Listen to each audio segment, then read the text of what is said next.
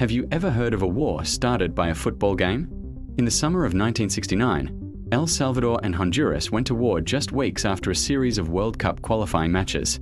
This conflict is famously known as the Football War, or more accurately, the 100-Hour War. But was it really about football? Or was the beautiful game just the spark that lit a much larger powder keg? To understand this conflict, we need to go back in time. For decades, the border between El Salvador and Honduras was poorly defined, leading to ongoing disputes. More importantly, economic and social pressures were building up. El Salvador, the smallest and most densely populated country in Central America, was facing a severe land crisis. A small elite owned most of the fertile land, leaving hundreds of thousands of Salvadoran peasants landless and in poverty. Many of these landless Salvadorans saw a lifeline just across the border in Honduras. Honduras was much larger and less populated, with plenty of available land.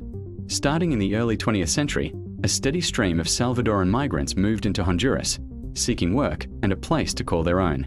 By the late 1960s, over 300,000 Salvadorans were living there, making up a significant portion of the rural population. They were hardworking and revitalized many parts of the Honduran economy. However, this created a new set of problems.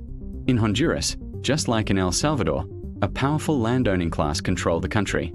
As the Honduran peasantry also began demanding land reform, the government found a convenient scapegoat: the Salvadoran immigrants.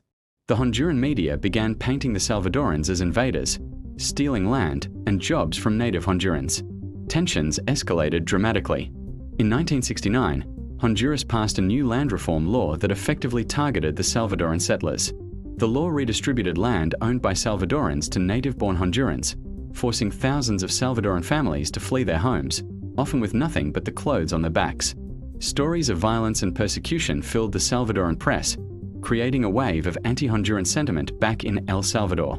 The situation was a ticking time bomb. And then came the football matches. In June 1969, El Salvador and Honduras were set to play a 3-game series to qualify for the 1970 World Cup. This wasn't just any game. It was a stage for national pride and simmering resentments.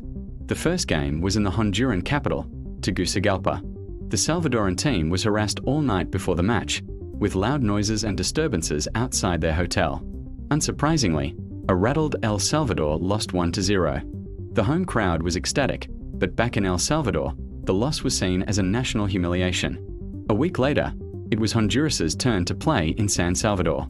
The reception was even more hostile. The Honduran team faced similar intimidation tactics. The Honduran flag was burned, and the atmosphere was incredibly tense. This